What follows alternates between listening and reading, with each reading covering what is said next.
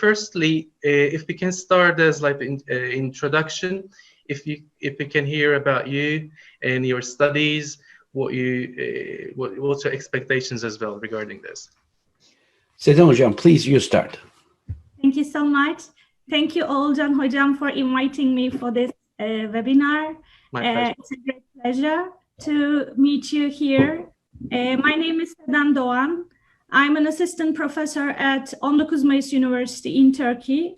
I completed my undergraduate, master and PhD degrees at Akdeniz University in Antalya.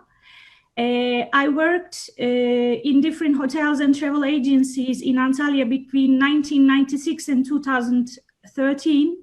At the same time, I completed my master's degree and completed my PhD in 2016. I am here at the University of South Florida, Sarasota Manatee, with Dr. Cihan Cobanoglu. I applied for a postdoctoral research scholarship for a postdoctoral scholarship at Scientific and Technological Research Council of Turkey.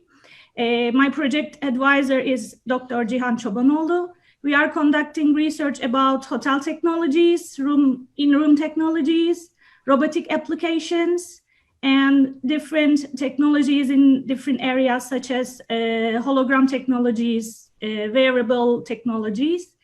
I am here at the US for almost 6 months. So far, so good. Thank you for having me here, Dr. Cobanoglu. It's a great pleasure. That's all I can tell. Thank you, Hocam. So Cihan Hoca is very popular as well, especially in tourism, and we've been following his work and articles, especially in tourism. We would like to hear about him as well for the audiences. Sure, thank you.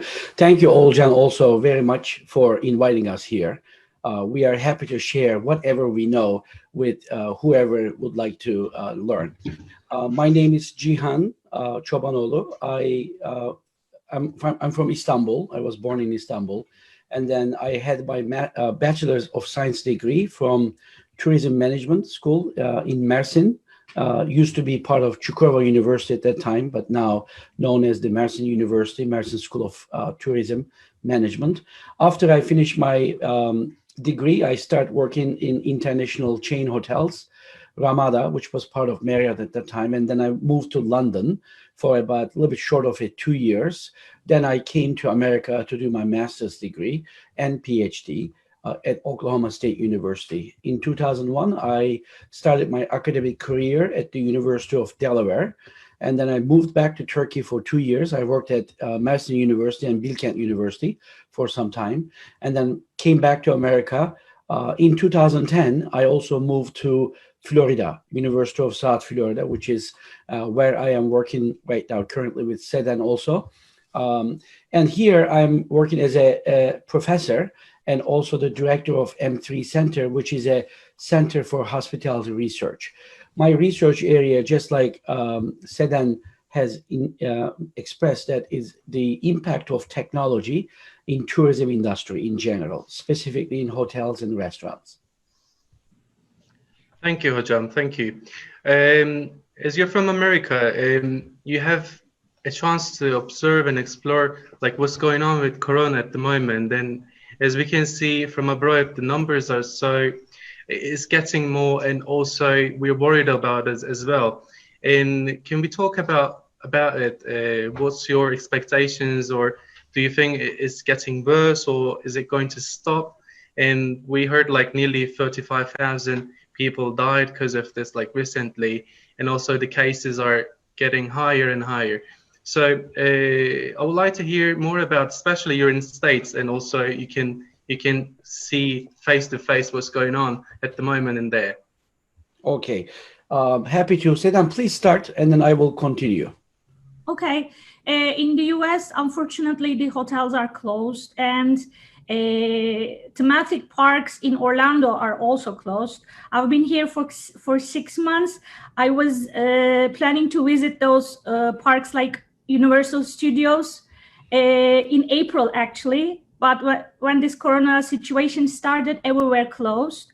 Here in Sarasota, the city where we are living in, the restaurants are closed. You can only go to restaurant for to go. I mean the package service, delivery service, and of course we can go to work. We can go to school. There is no 100% curfew here, but of course we are having our cautions. You know, we are staying at our homes.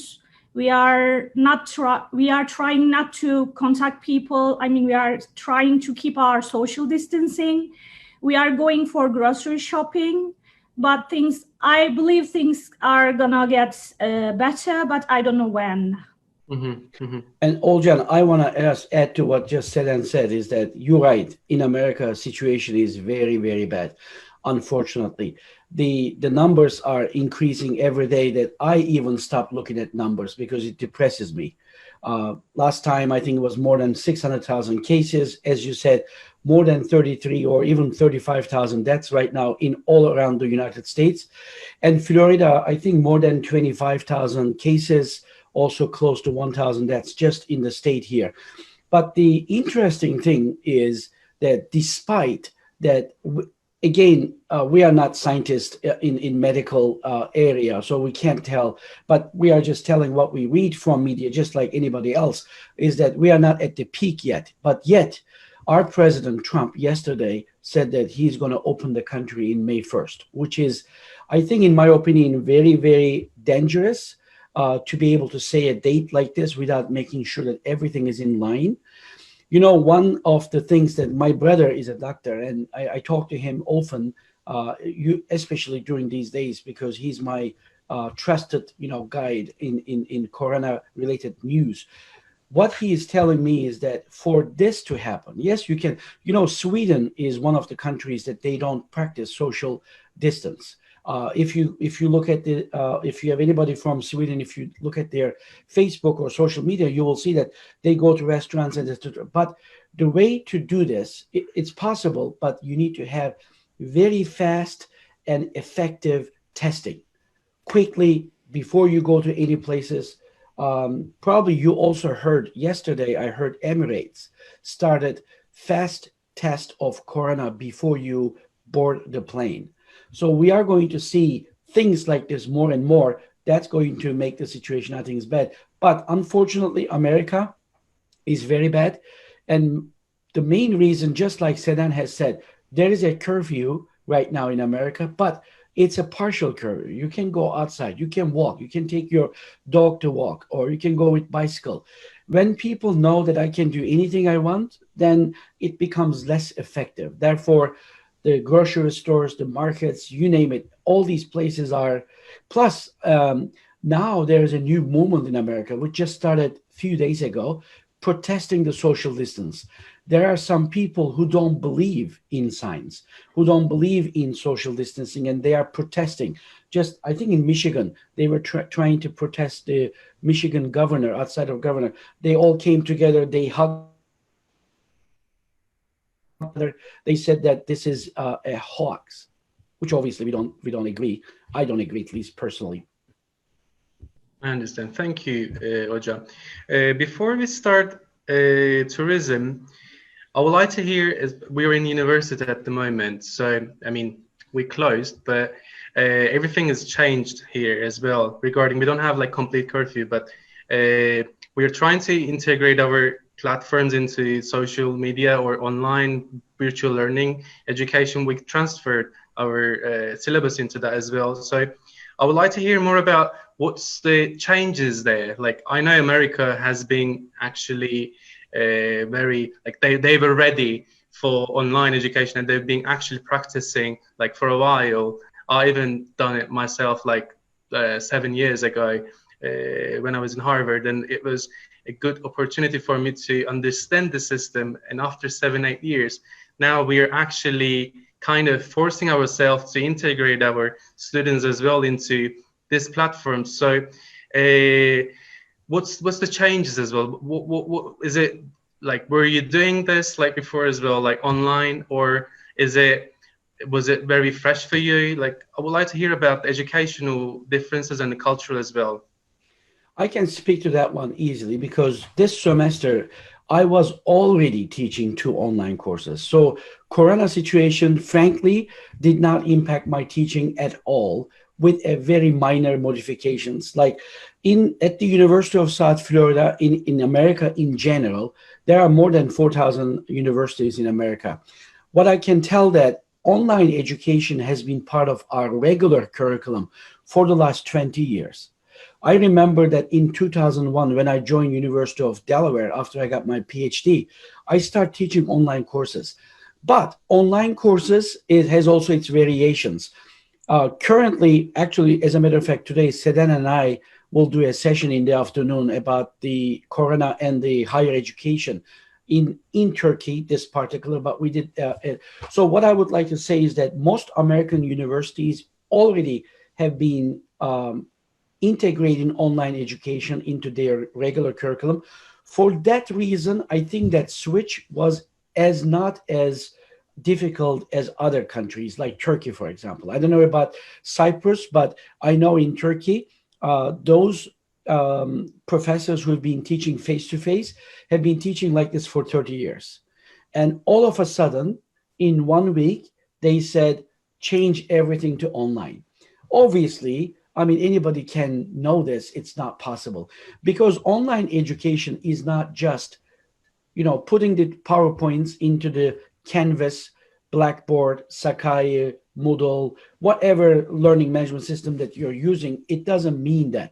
And then now we are seeing a lot of different cases that's happening, or even some professors are using WhatsApp as a mode of.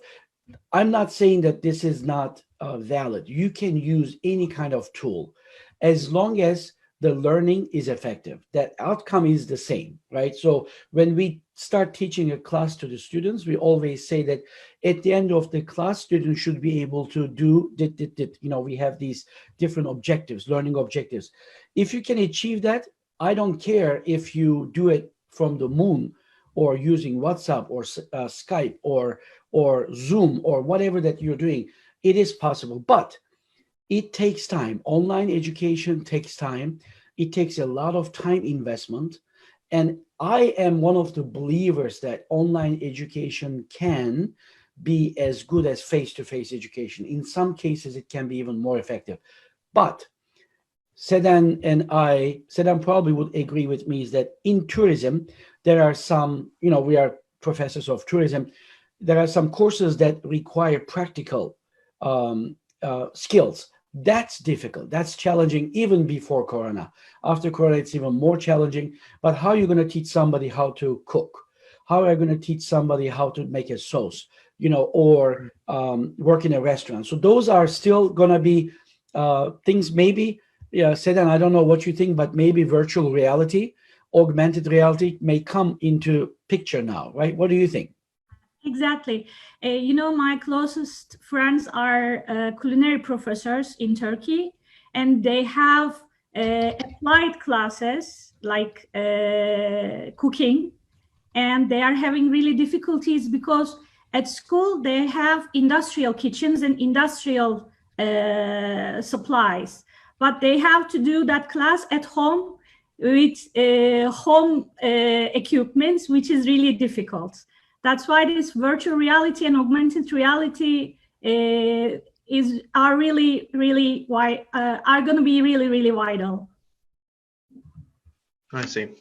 We're having difficulties as well at the same time in Cyprus, especially like switching into online. And as you said, like it's not just putting all the data into the systems and expect the students to get whatever they need, but again, like I have a big hope as well in terms of online education. Of course, it's not very integratable in tourism because it has different atmosphere as well. Like you have to be on the side for that discipline.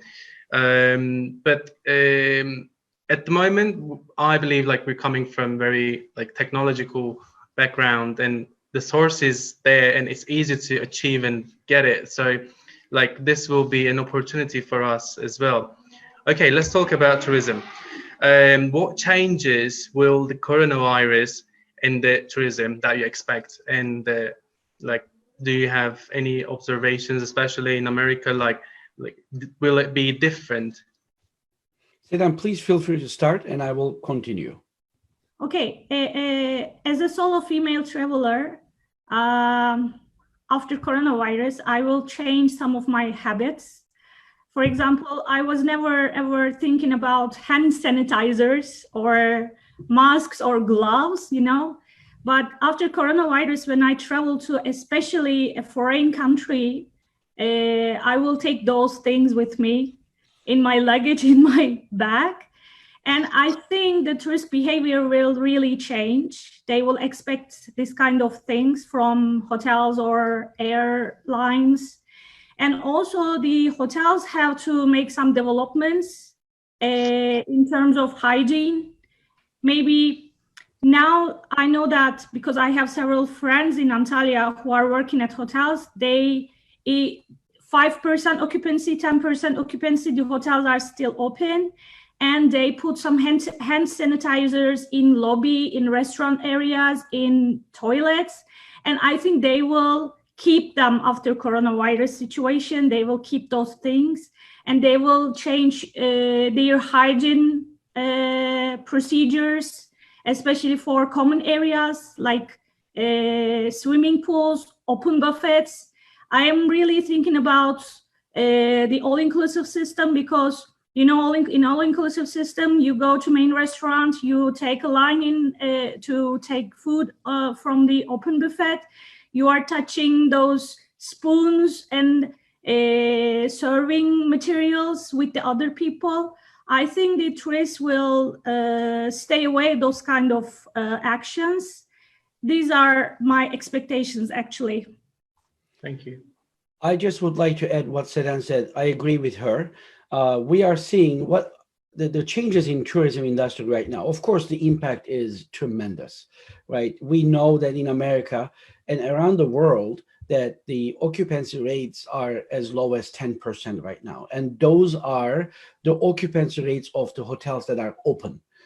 There are many, many hotels already closed down. Like I always give this example, but my son used to work in Marriott in one of the resorts in Vail in Colorado, kind of Turkey's Uludağ, and they closed temporarily. So he was put on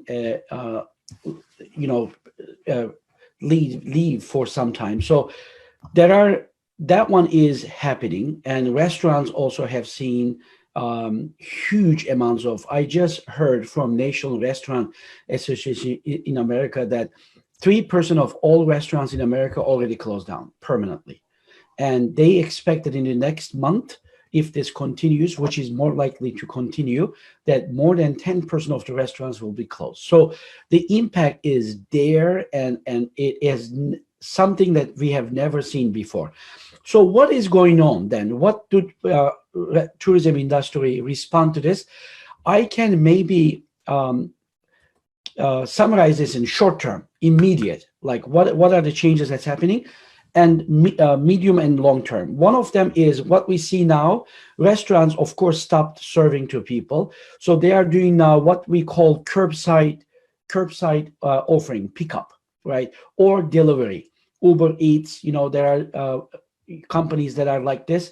For example, I just heard yesterday Steak and Shake, which is pretty growing chain in America. I think they have got 300 restaurants in 15 countries. The CEO of Steak and Shake said that they've never actually has served to go. They've never done this or drive-through. But now basically he says that all of their restaurants become a drive-through company, a restaurant like Chili's. And the other thing that these companies are doing is contactless. So they are trying to remove the contact as much as possible. Domino's, for example, you can order online and you can get delivered. And when you deliver it, because you pay with your card in advance, that they come and they bring the box that in your doorsteps, and then they tell you with the app that the pizza came. Then they leave, then you can go out and then get the pizza. Another one that I am seeing is Chili's. You again order online. They don't deliver to you unless you use one of the third-party companies. But when you go there, you tell them what your car color is and the makeup of color. And then when you go there, they see that from the cameras and they bring your food to you immediately. So you don't have to get out of your car. You don't have to go inside the restaurants, which some people are very, very scared of, which I understand why. So those are the things that are happening from the restaurant side. In the hotels, what we are seeing also, when you look at different hotel companies, that one of the major things that they are doing is the cancellation policies. It has been changed. In some places, some hotels did not allow you to cancel for, let's say, 2-3 days before because the demand was high. Now you see that even until the last moment, like until 12 midnight, that you can cancel once you make the reservation without any penalty. So that's one thing that they are trying to make this. And the other thing that you see in this particular crazy times is that hotels are using this as a social media opportunity. They are actually, some of the hotel companies opening their hotels to hospitals, hospital staff, health industry, and they are utilizing this in their social media, which I find it very, very nicely. You know, I'm the McKibbon Endowed chair here. McKibbon is the company that has many, many hotels. It's a management company. I love what they do. They've done two things which I really like. Is one of them is the same thing for the health employees. They have opened it up. They also use the restaurants in their hotels to feed the hospital staff for either free or very discounted. And the other thing that they have done, they actually open up a fund for their employees, which they had to lay off temporarily, so that they will be able to get something, you know, that they are not going to go hungry. So these are the things that I am seeing. There's many, many other things as well too. Like, you know, some of these big chain hotels are now opening their laundry. They are cleaning. You know, in China, I was looking at some examples. Shangri-La hotels. Shangri-La hotels, as you know, top of the line, right? They are their ADR. Now you can actually order from Shangri-La restaurants as to go pick up, or you can actually send your shirt to their laundry, because they specify that if you bring your shirt to me, to my dry cleaning, that you are going to get virus free. So things like this, we are seeing things that we have never seen before, but these are all, another example is Hilton hotels. They are doing food delivery and also takeaway options. Many, many examples like this. So tourism industry is reacting to it, in my opinion, very nicely. And, you know, tourism industry is resilient, right? I don't know if you guys know or not, but I used to have a toy when I was little. The underneath was like a round bounce back. So you push, it goes back and comes back, goes back and comes back. I don't remember the name of it. There was a Turkish name for it, but anyway, it's like a bouncer. Huh? Hacı yatmaz. Hacı yatmaz. Hacı yatmaz. Yes. In Turkey. You had one. So tourism industry is like Hacı yatmaz. That's bouncer back. You know, this is not the first crisis that our industry has seen. Many, many, many times similar things happen. I shouldn't say similar, but crisis has happened, because we have never seen something like this in the entire history, I think, of tourism industry. But it will come back. It's resilient. It goes back. You know, right now, I always say, and I'm going to finish up by saying this, is that currently tourism industry is under the water up to here. We are under the water here. The issue right now is to keep the head above the water so that they don't drown. That's the idea. Okay, thank you, Hocam. You mentioned a little bit about like what are actually the changes in America and the other hotels as well. But what's your suggestions of like what are the plans that the countries should make in the coronavirus process? Like during this process, what you recommend them, or individual, when you check them individually, what's your recommendations? You know, I can just continue and then say that you can add up whatever you would like to do. What I would like to say is that right now, sanitation is the biggest thing. Everybody, health, right? Maslow's hierarchy, you know, always says that food, but health even becomes earlier than that one. So what hotels, restaurants, all tourism companies must do, travel agencies, everybody right now should focus on sanitation. I have seen some examples from China. You know, China is recovering right now, right? So it is, and also China is hope, even though it was the kind of like distraction for us for some time, Wuhan, China, it was all negative. Now I see China example as a positive because it gives us hope. Why? It shows us that this virus can be beaten, and then the industry is going to round back. Not just the tourism industry, but the entire, all industries are going to come back. So from that perspective, the examples that we see in China is, again, Shangri-La hotels, Hilton, Hyatt, Marriott. They are actually doing some short social media campaigns that show what do they do in their room. How do you clean? I gave this example. I have one of my recent graduate students. He finished his school. He's going to go to another state in America. We were talking. It will take him 3 days because he's going to go across to the country. He told me that, Professor, I'm not going to stay in hotels. I said, why? He said, I'm going to sleep in my car. Why? He said that because I don't trust that pillow. What happens if there was somebody there in that hotel, those hotels that are open, that had corona, and then I will get it from that pillow or the sheet or the blanket or the seat. So what the hotel industry should do, or tourism industry in general, what do they do to ensure that this is corona-free?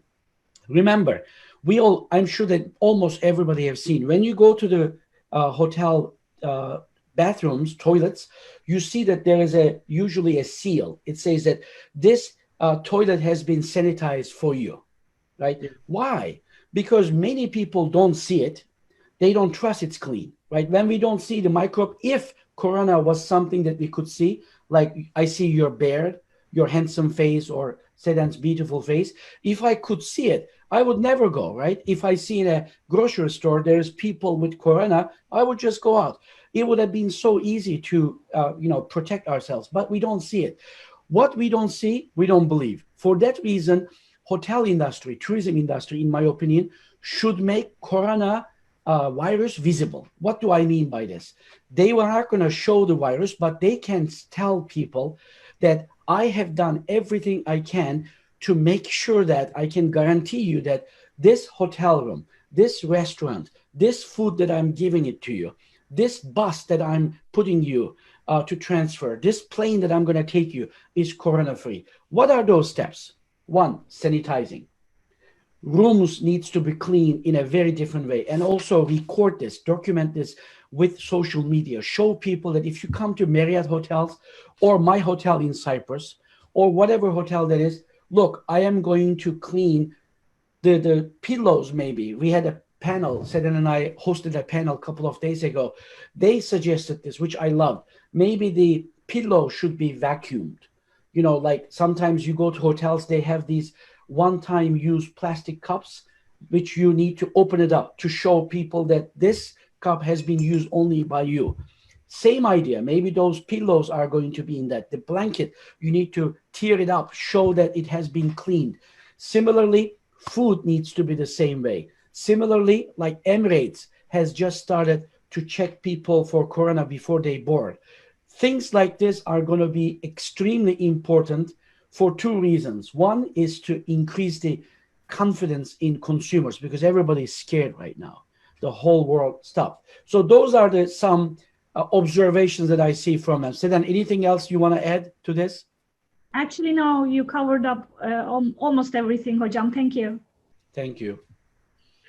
Okay, Hocam, thank you for your answer. By the way, Türkçe söylemek isteriz. Herhangi bir sorunuz varsa değerli izleyenlerden mesaj olarak bırakabilirsiniz Facebook Live durumunda olduğumuz için. Oradan yanıtlayabilir değerli hocalarımız.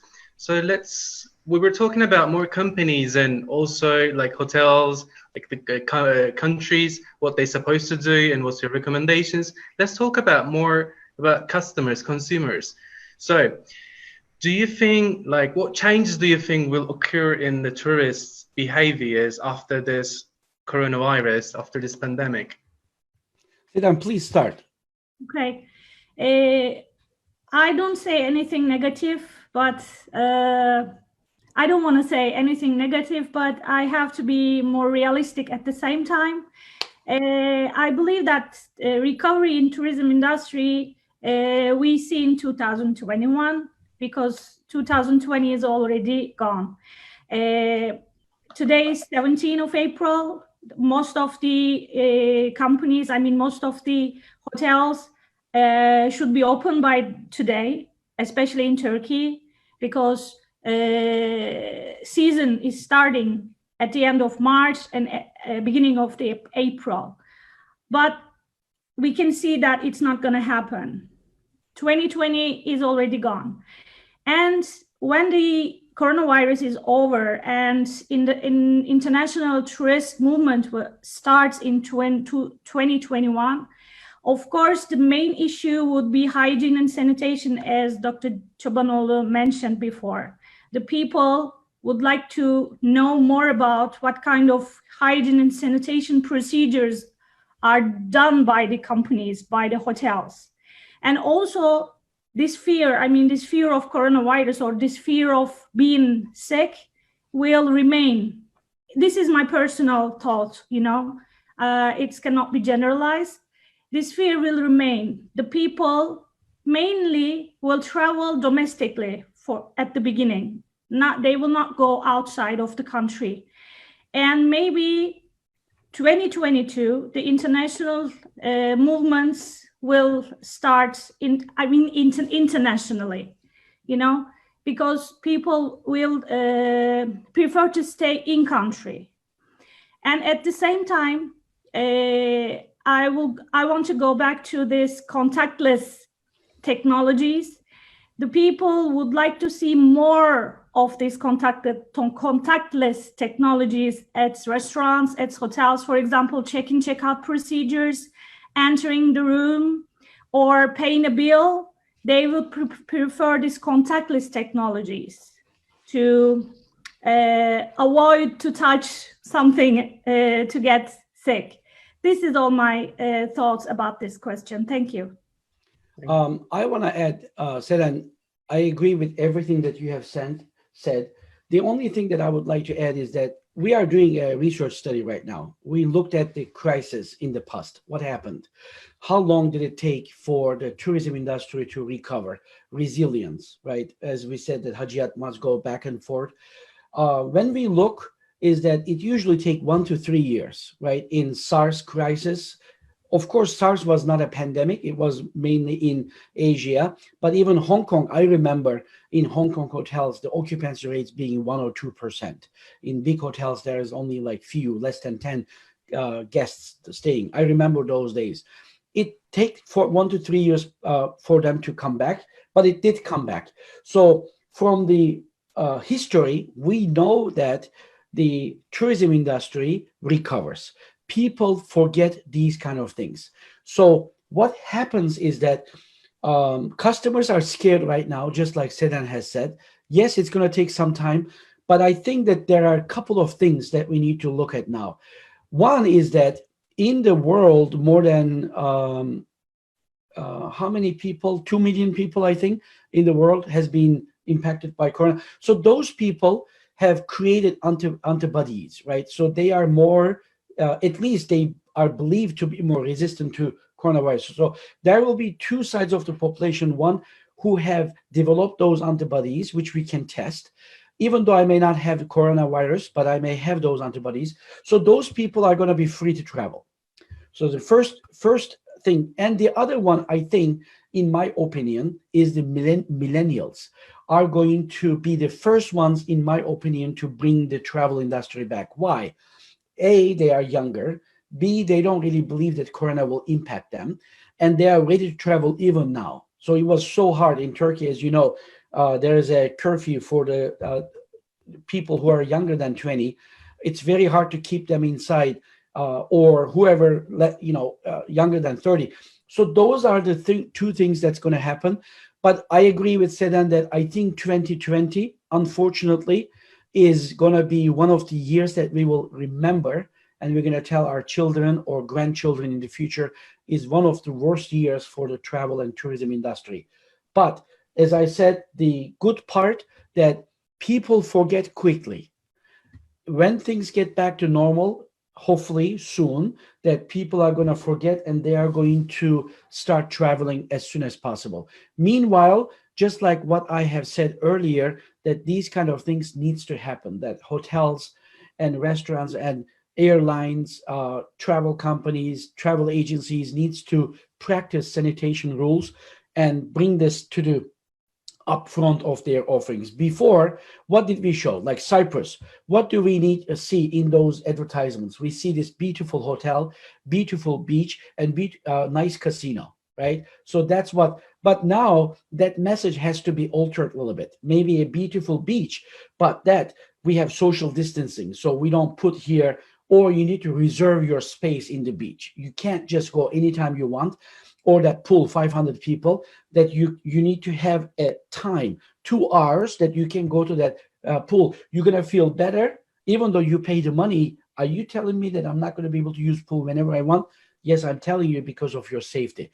Or the buffet, open buffet. Maybe we are going to take people there in, number of people, like Home Depot in America, one of the department stores, is taking the people by numbers. So they calculate the square meter of the store, and they say that in a given time, only 200 people can go into the store. So they count, one people goes out, one people go. Maybe things like this are going to happen, at least in the short term, that we are going to tell. And, in the open buffet, you touch those spoons and the tongues that 1,000 people touch. Maybe you are going to give people their own utensils that they are going to be able to go and only touch one. And after that, they're going to destroy that. We never had this, but innovation is going to come into the picture. Or I've seen this actually in buffets, that you don't serve yourself. There is somebody behind the open buffet, a hotel staff. That person serve for you. You tell them that I want some beans, I want some rice, give me that meat, whatever. They are going to. So we should be ready to alter the way that we've been doing marketing, operations, everything, even employee staff. Like I see that one of the companies, I don't remember which one, but they say that, look, if you come to our restaurant, don't worry. I check my employees every single day, their temperature. I try not to have anybody with coronavirus. So when you take the food from me, even though I'm cooking it with a high degree, even if there is a virus, it kills. But I want to assure you that the package that I gave you is corona free. I see. As I can see that you were mentioning about like more group tourists will be affected as well. Like the buffet going to be very risky for them to use the same tools and like spoons and etc. So I would like to hear more about like how trips in groups will be affected. So do you think it's going to be like tourist groups as we use, like as we have it right now?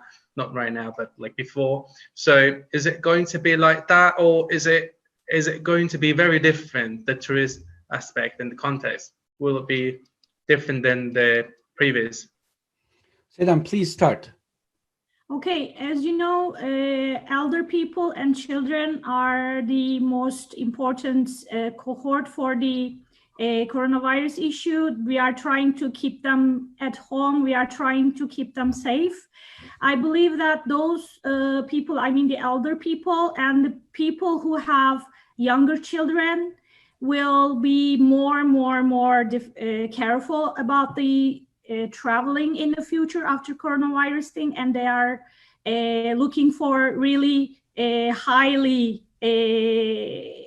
precautions, and they are looking for more hygiene, more sanitation from the hotels and from the airlines. Maybe they will not travel for a while. This is my thought actually about this question. Yeah, I agree with Seden, and I want to add one thing, that this mass tourism is going to change forever, in my opinion. Even after Corona is finished, people have this fear now in their mind that there's infection can happen. So in my opinion, the way that we are going to handle this is just like similar to what I have said before, that we need to bring some kind of limitation to the numbers of people being in one place. Again, also, like, for example, these people, mass tourism, that we bring tons of people with charter planes and they go into transfer bus, shoulder to shoulder, and thousands of people check into the hotel at the same time and check out, and they go eat, are going to change. So the companies that are going to bring solutions to this in the short term, I think, are the ones that are going to survive and stay long. To give you an example, just like I said, for example, changing the way that you serve your customers, your guests in this open buffet places or the pools, or that one is going to be different. And also fast, rapid check of coronavirus will be utilizing everywhere. Today, we just seen this in Emirates. Currently, technology, I guess it takes 15 minutes for the test to come. In my opinion, that the technology is going to be developed soon, that it will be almost instantaneous. And then you'll be able to go to a hotel, people will be tested. If you show that you don't have corona, or you had corona before, you have got antibodies now, that you'll be allowed to go in there. So the group tourism, the mass tourism must change. And I see this for countries like, North Cyprus and Turkey, which aimed in bringing more and more people, while the revenue was declining, is going to change. We need to create a strategy that's going to target high-level experience, less people, but higher spending. In my opinion, I think that's going to be the solution, at least in the short or medium time. I see. Thank you, Hocam. It was very good answer, actually, because at the moment in Cyprus as well, we are kind of worried what's going to be in future, especially even if we have a solution for Corona, and the tourism is not very clear for us to see what will be, and obviously this will also create a social phobia for us as well. Do you think will it be like this, like people get scared to go somewhere else, or to go on a holiday, or to stay in a hotel? As you mentioned, it will be like different. So do you think it will be, we will have this social phobia, or scared to go on a holiday? Right. I think we will have. To answer your question, yes. But the good news is that it's not going to be a majority. It's going to be a small proportion. I think the hotels, resorts, airlines, transfer companies, all of them, by taking precautions. Remember what I said earlier. Now, the image that we are going to give to people is not going to be just that beach, not that pool, that casino, the wonderful room that we have. How we sanitize those places. It has always been a problem in cruise industry, or in big places, in big resorts where there's thousands of people eat and they go to the pool, they go to the beach at the same time. This is not something new. I remember when I was going to the cruise, before you go to the buffet, open buffet restaurant, they require you to take that hand sanitizer into your hand and then go in there. So things like this are going to be more prevalent. So the companies right now, I think that my suggestion to every hotel, hospitality, tourism company is to look at their operations. What can I do to showcase my sanitation practices? My employees, I check them every day. They are clean. I test them weekly, and they are not coronavirus. Second thing is that I clean all the environment. Maybe, you show your beach as an advertisement, but this time show your kitchen. Show them how crystal clear your kitchen is, how sanitation, everybody has the gloves, everybody is using sanitation rules. We have in America ServSafe, is been in existence for years. Any kind of employee that works in the kitchen must be ServSafe certified. So maybe take that to what I will call ServSafe C, like Corona, Yesterday I was talking to somebody, and then I came up with a term. I call this tourism 3.C. We have tourism 2.0. Tourism 2.0 was defined as the tourism that's the digital tourism, digital transformation. Everything is going towards digital reservations. You check in online, you go in, maybe you order in the room, everything online.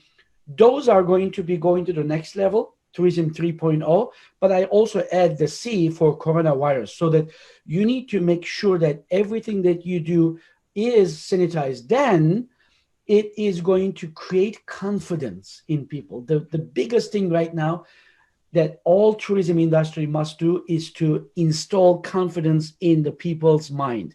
Currently, that confidence is destroyed.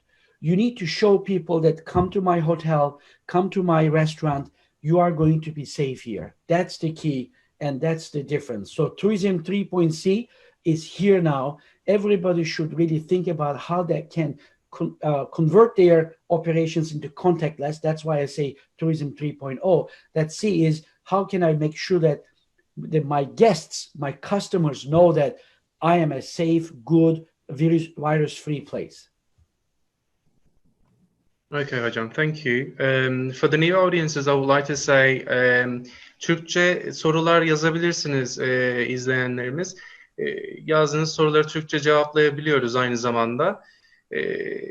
İngilizce'de soru sormak isteyenler olursa yine soru kabul ederiz.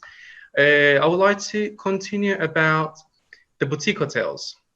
So, obviously, we were talking about okay, the grips will be going to be decreased, and the population will be affected as well in terms of for the tourism.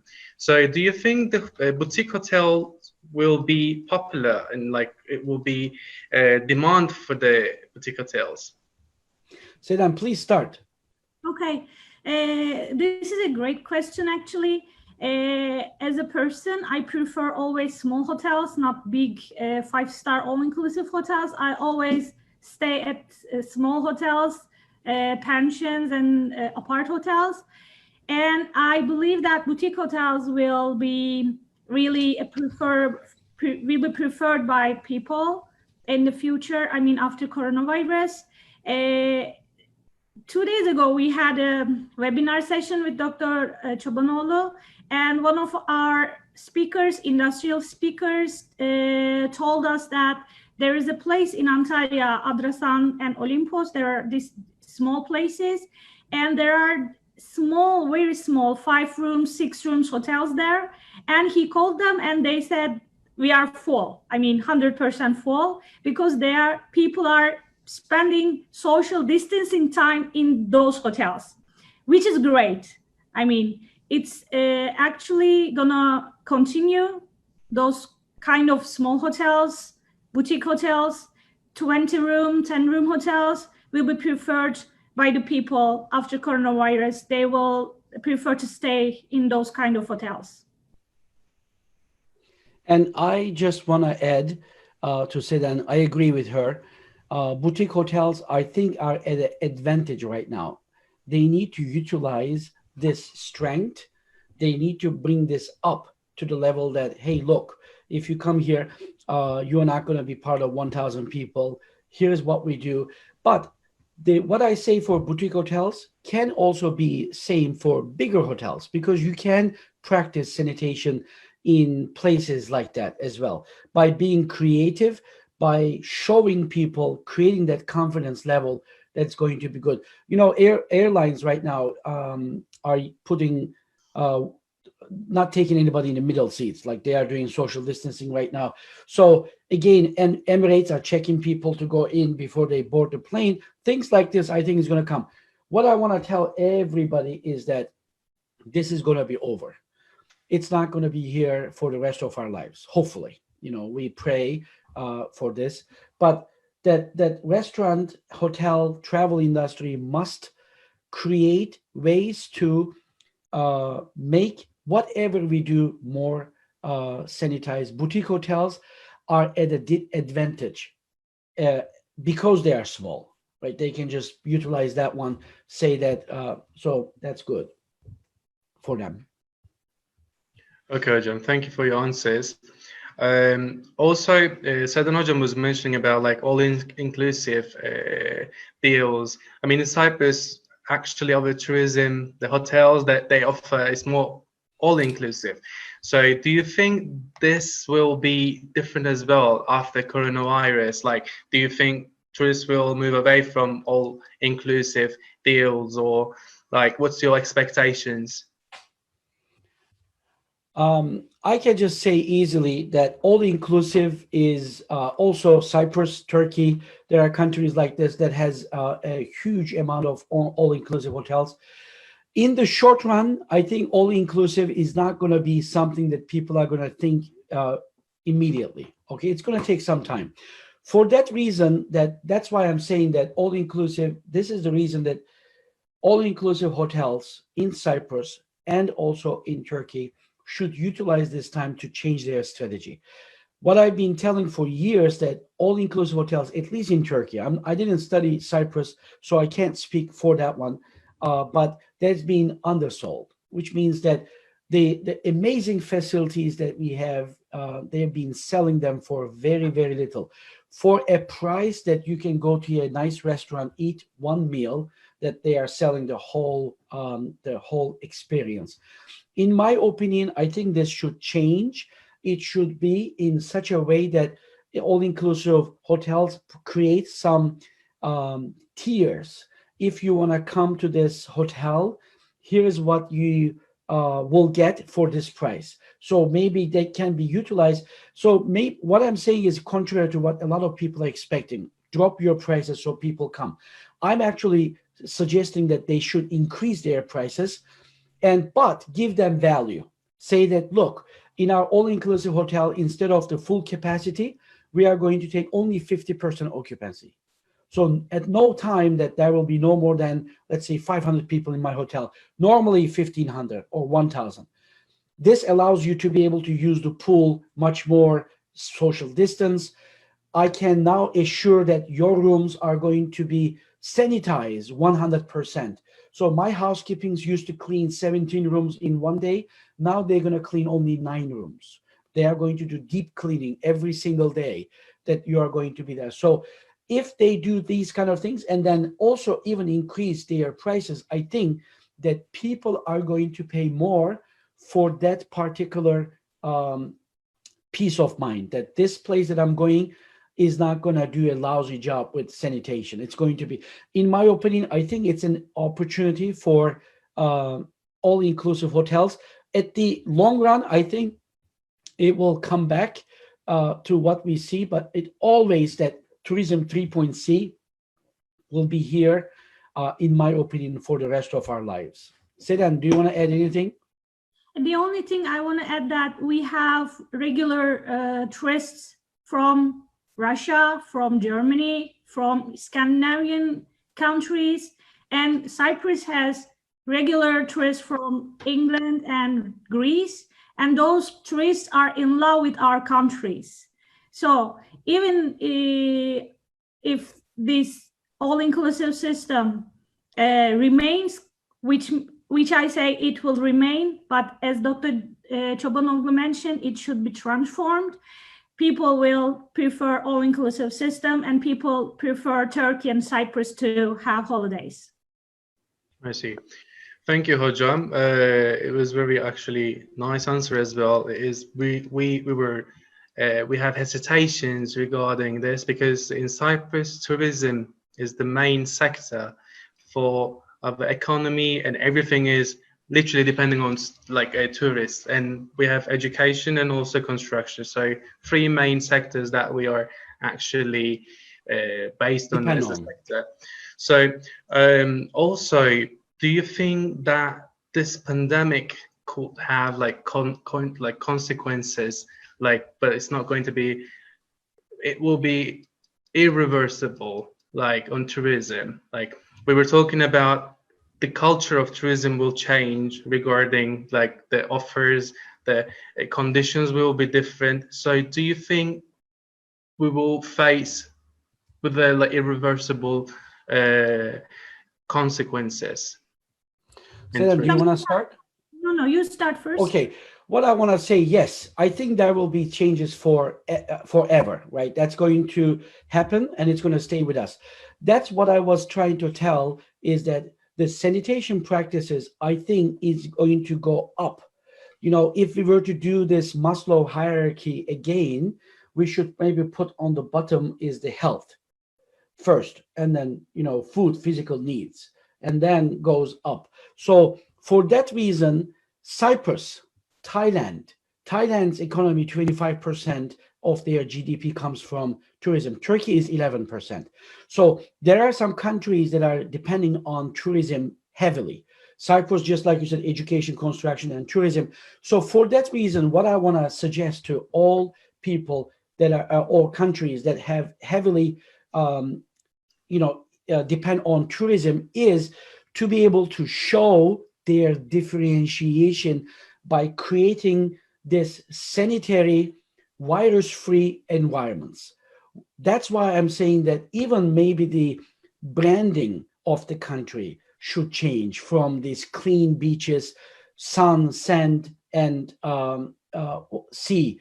From there, yes, plus that sea free, you know, corona free. That's why I've been saying tourism 3.0. So we need to look at those things.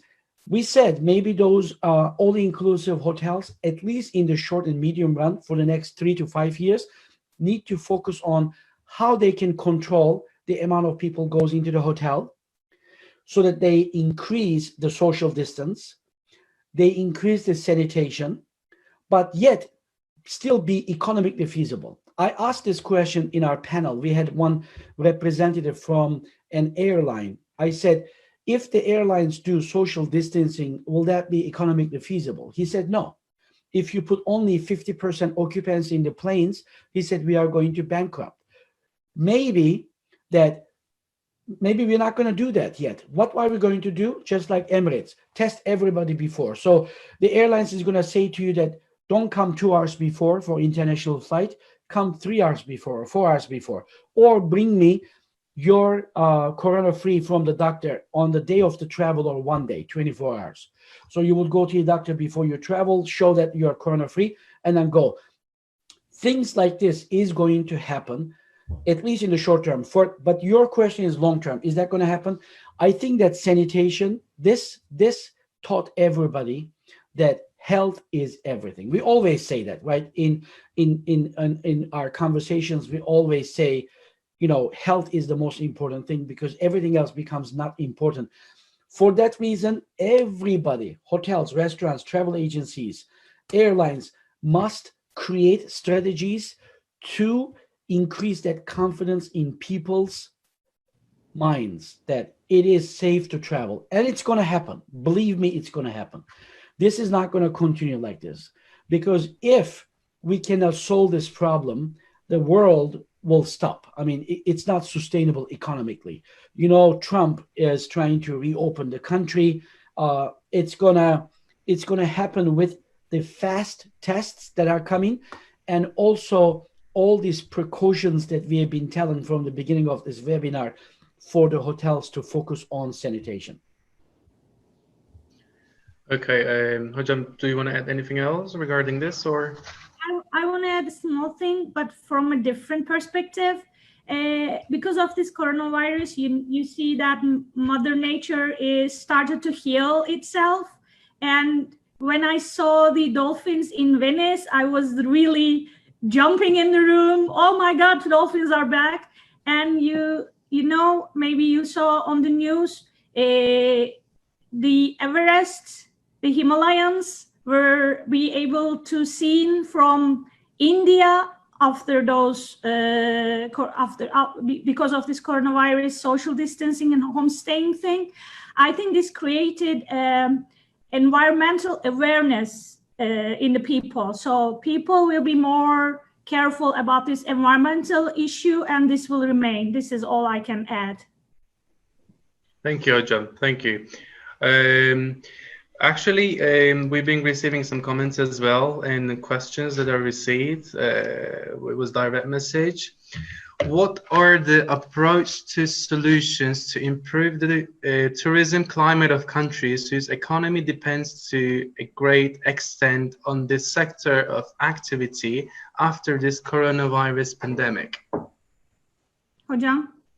Yeah, I think what this person is trying to say is that, again, kind of like the question we answered before, is that all activities, regardless of what kind of tourism that you are doing, or what kind of hotel you are, even from the boutique hotel to bigger hotel, or mass tourism needs to be re-examined. Mass tourism, definition of mass tourism must change for the next 5 years. After that, I don't know what happens. It depends on if there are new viruses is going to come, or if this corona keeps coming back, and also how fast the vaccine will be invented, right, or will be found. So all of these. But in my opinion, regardless of what you do, if you were to emphasize social distancing, safe selection of the guests into your practice, whatever that might be, hotel, airline, or other places, and then you also show high level of sanitation practices that you're using, from even employees that you are using to the stuff that you're, I think those companies are going to be the ones that are going to be able to attract guests back. And for you to be able to gain confidence, we must not make a mistake. So just take people, like I mentioned earlier, millennials are going to be the first ones. Leisure travel always recovers faster than business travel. It always has been like this. So we are going to see some examples. People are, right now, what are we seeing in social media news? Every day, negative, negative, negative. This many people died. This many people got cases. And, you know, this many people are in the ICU, all that stuff. What we need to see is the positive news. Oh, these people go to vacation. Nothing happened for them. They go to this trekking in Cyprus or whatever that might be. Is that, so those we need to be careful before we take. We need to take them control numbers, and then ensure that they go back happy, nice, and most importantly, safe, corona-free. If we were to achieve this, just like right now, negative news go very fast, I think we're going to see positive, because everybody is desperate for positive news now. People are tired. They are depressed. I'm not a psychiatrist or an expert in mental health, but I see that we are going to see even more mental health issues because of economic impacts, or if simply by staying in the home for too long. We are very social animals. Humans are social. They need to see each other. They need to hug each other. They need to talk, laugh, cry, shoulder. They need to hold their hands. When you take this away from the human's experience, I mean, something is missing. And if you do this to an extent that people are going to start losing their mental health, we don't want that.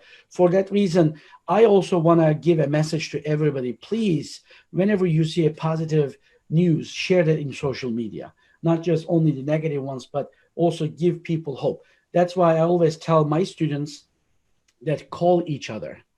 Even the friends that you didn't call for a long time, just call them, do a Zoom or a FaceTime or Skype, whatever. Just talk to them, because that connection, even though it will never replace face-to-face, I think is going to heal some of the damage that this isolation is giving us.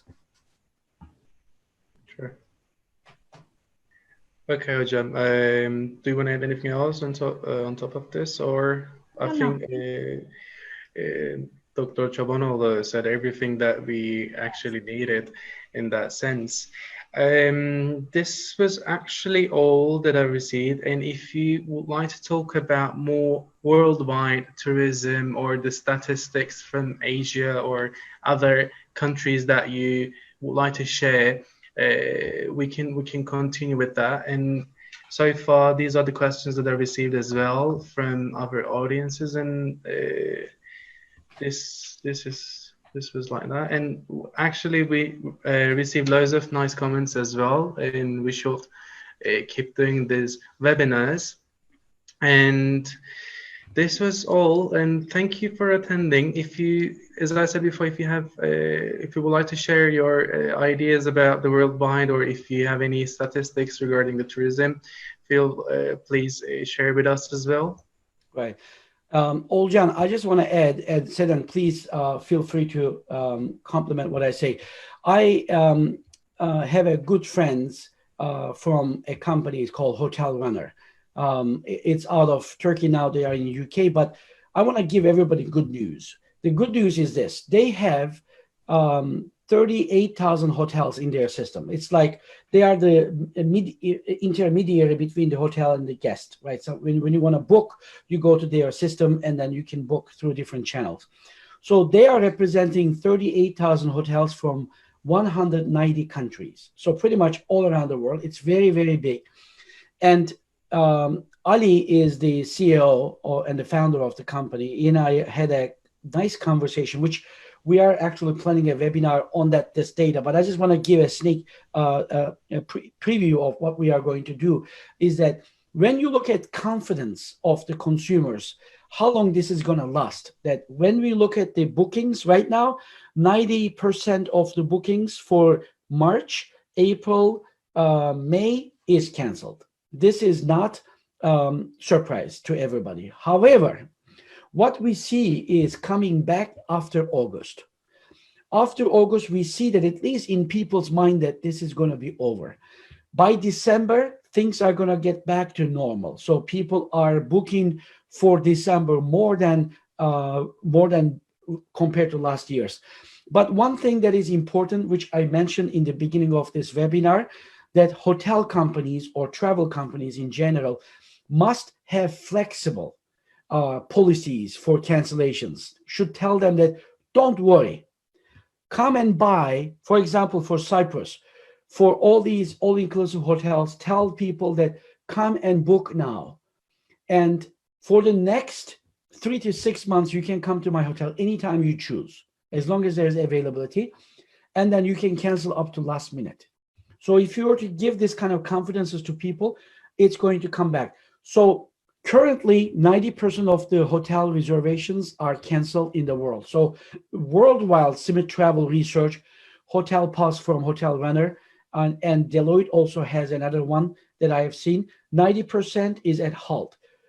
Airline industry is very similar. China started to recover. 1/3 of the Chinese workforce is allowed to go back.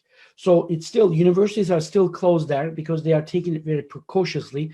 And I think that leisure travel and the business travel in China, the way that it's starting to increase, that hotels do not see now zero in their balance sheet for the first time, that they see some kind of activity, is a very good indication that the rest of the world is going to follow that soon. And I keep my hope high, but I need to be realistic that I believe that 2020 will be a year that we will consider a lost year from the tourism standpoint of view. But the good news, it's going to come back. Seden. I totally agree with you, Hocam, because people are ready to say goodbye to 2020, and they are really ready to welcome to 2021. And December, especially New Year, is going to be really huge to celebrate. And I believe that in December, people will go to hotels to celebrate this coming New Year. And the other thing is, the other thing I want to say, that we were worrying about this over tourism before coronavirus. And now we are not talking about over tourism because we are not talking about tourism. We cannot talk about tourism. This is a great time to reconsider the strategies about our country's tourism strategies. This over tourism was really big issue for some countries, especially Spain, Italy, and they were saying that don't come to our country, don't come to our city. And after coronavirus issues, I believe that they will change their strategies and will be ready to welcome people. and I am also having positive thoughts about that, and we will be traveling in the future. Thank you. Hopefully. Thank you for attending this webinar, hocalarım. Türkçe'ye dönebiliriz artık. Çok memnun oldum. Çok güzel bir sohbetti. Yine bunu tekrarlamak ümidiyle. Güzel bilgiler aktardınız. Bunları zaten kayıt altına aldık. İnşallah bunları güzel bir yazıya da dökeriz ve paylaşırız toplumumuzda. Turizm konusu çünkü herkesin aslında merak ettiği ve aynı zamanda emin olamadığımız bir noktaydı. Bizi bilgilendirdiniz bu konuda. Çok teşekkür ederiz tekrardan. Başka eklemek istediğiniz bir şey varsa son olarak Türkçe'de devam edebiliriz. Kapatalım webinarımızı. Teşekkür ederim. Lütfen sen başla. Davet ettiğiniz için teşekkür ediyorum hocam. İnşallah biraz kötü şeylerden bahsetsek de umut verebilmiş olmamızı umuyorum. Tekrar çok teşekkürler. Çok sağ olun hocam katıldığınız için. Aynı şekilde ben de Seden'in görüşlerini paylaşıyorum sevgili Oğulcan. Batı Kıbrıs Üniversitesi diye mi çevriliyor Türkçe, değil mi? Evet, Kıbrıs Batı Cyprus Üniversitesi. Üniversitesi'ne bizleri konuk ettiği için teşekkür ederiz. Seden ve ben bu kriz anımızda, turizmin çok zor günler geçirdiği günlerde elimizden geldiği kadar gerçekçi olarak ama turizmcilere de yardımcı olabilecek stratejiler gelişmesine yardımcı olarak fikirleri vermeye çalışıyoruz elimizden geldiği kadar. Ben inanıyorum ki daha önce söylediğim gibi turizm endüstrisi çok resilient bir endüstri. Dolayısıyla geri gelecektir. İnsanların umutsuzluğa kapılmasına gerek yok. İnsanlık her zaman kötü gelen şeyleri unutuyor. Sadece hazır olmamız lazım. Yani oturup da hiçbir şey yapmadan beklemek de iyi bir şey değil. O yüzden demin söylediğimiz bu webinardaki olayları tabii ki daha bir sürü fikirler de vardır. Yani bunlar bizim aklımıza gelenler. Onları eğer uygularlarsa, en azından o konularda düşünürlerse çok faydalı olacağı kanaatindeyim. Tekrar teşekkürler. İzleyenlere de çok teşekkür ediyorum. Bayağı da izleyen var. Aynı zamanda ben bazen Facebook'a da bakıyorum. Onlara da teşekkür ediyorum. Ben de Florida'dan güzel, sıcak, denizleri tertemiz olan Florida'dan güzel Kıbrıs'ımıza, yavru vatanımıza da sevgilerimizi gönderiyoruz. Hoşça kalın. Çok teşekkürler hocam. Önümüzdeki hafta yine bir webinarımız olacak. Yine farklı konularla devam edeceğiz. Katıldığınız için çok teşekkür ederiz. Sağ olun. İyi çalışmalar hepinize. Sağlıklı günler dilerim. Çok sağ olun. Görüşmek üzere. Bay bay.